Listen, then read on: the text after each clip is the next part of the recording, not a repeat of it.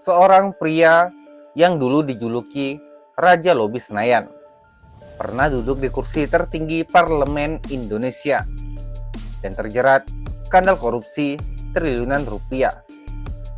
Ia pernah dipermalukan di depan publik, divonis belasan tahun penjara, tapi hari ini ia keluar lebih cepat, bebas bersyarat. Namanya adalah Setia Novanto. Apakah ini bukti bahwa hukum kita masih tajam ke bawah, tumpul ke atas? Inilah kisah tentang drama, korupsi, dan lemahnya hukum di negeri ini.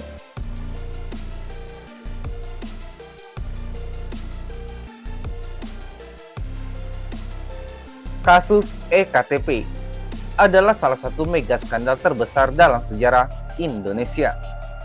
Proyek senilai 5,9 triliun rupiah dengan kerugian negara hampir 2,7 triliun rupiah uang rakyat yang seharusnya digunakan untuk membangun sistem identitas nasional justru mengalir ke kantong pejabat, anggota DPR, hingga pengusaha.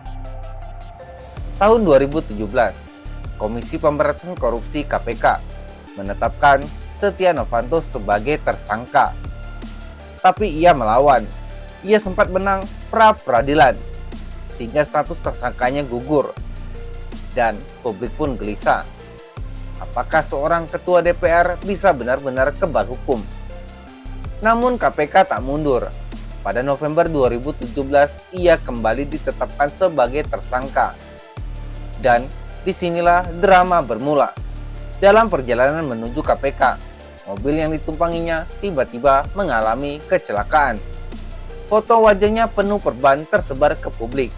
Media menyebutnya drama tiang listrik. Banyak yang meragukan kebenaran kecelakaan itu. Apakah itu kecelakaan murni atau bagian dari strategi untuk mengulur waktu?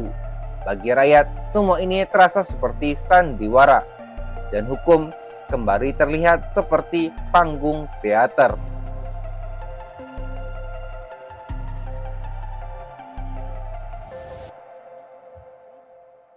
Desember 2017, persidangan dimulai.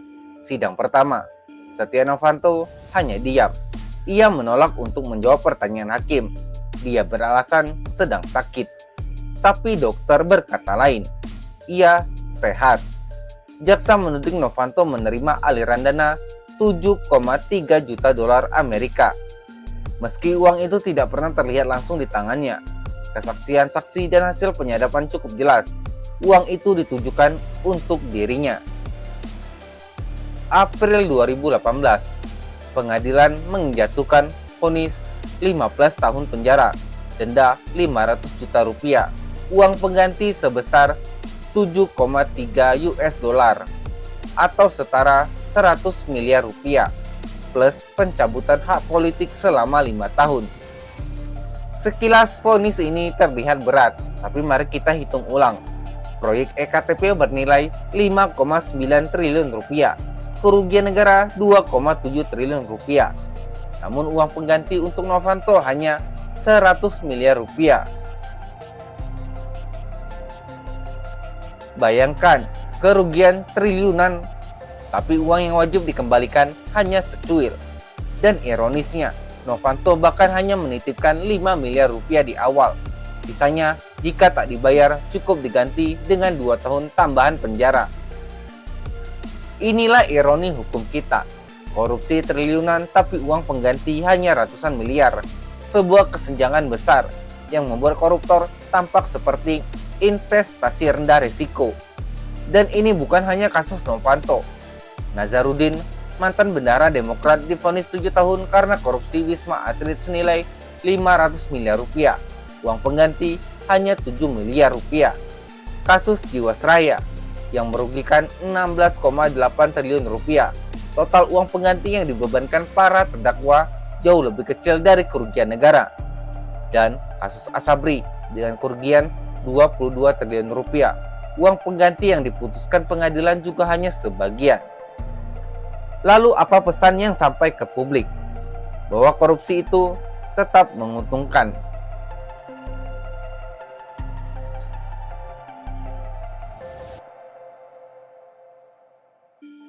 Tahun 2020, Setia Novanto mengajukan peninjauan kembali, butuh 5 tahun hingga Mahkamah Agung memutuskan. Juli 2025, vonisnya dipotong dari 15 tahun penjara menjadi 12,5 tahun. Dengan hitungan sederhana, ia seharusnya baru bebas 2029. Tapi, sistem hukum kita menyediakan banyak pintu keluar.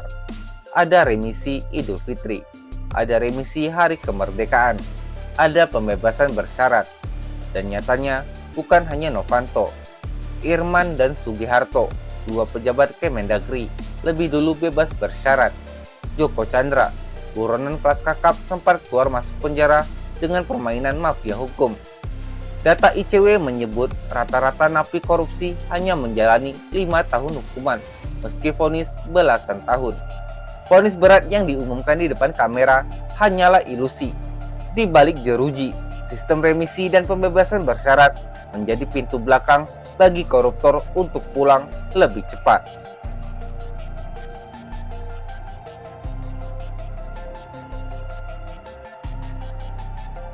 Sabtu 16 Agustus 2025, sehari sebelum rakyat merayakan 80 tahun kemerdekaan Indonesia, Setia Novanto resmi bebas bersyarat. Pejabat Ditjen Pemasyarakatan membenarkan Setnov bebas bersyarat setelah dihitung 2/3 masa hukuman ditambah remisi ditambah PK. Apa arti vonis 15 tahun jika akhirnya hanya dijalani sekitar 8 tahun? Apa arti uang pengganti jika kerugian negara triliunan rupiah tapi yang dikembalikan hanya secuil? Benarkah ini memberi pesan berbahaya bahwa korupsi adalah kejahatan yang menguntungkan? Ambil banyak, kembalikan sedikit, jalani hukuman singkat, dan pulang sebagai orang bebas. Inilah luka terbesar bangsa ini. Koruptor tidak hanya merampas uang rakyat, mereka juga merampok keadilan. Kasus Setia Novanto hanyalah satu dari sekian banyak contoh bahwa di Indonesia, hukum terhadap koruptor seringkali lebih ringan, lebih lunak, dan lebih penuh kompromi dibandingkan dengan rakyat kecil yang dihukum keras karena kejahatan sepele. Pertanyaannya, apakah kita akan terus membiarkan hal ini terjadi? Apakah generasi mendatang akan tumbuh dalam sistem hukum di mana korupsi tetap dianggap jalan pintas menuju kekayaan? Bagaimana menurut Anda? Apakah pembebasan bersyarat seperti ini masih bisa diterima? Atau inikah bukti nyata bahwa Indonesia masih gagal melawan korupsi? Tulis pendapat Anda di kolom komentar. Jangan lupa like, share, dan subscribe agar semakin banyak orang sadar bahwa perjuangan melawan korupsi di negeri ini belum selesai. Sampai jumpa di video berikutnya. Stay waras di dunia yang semakin gila.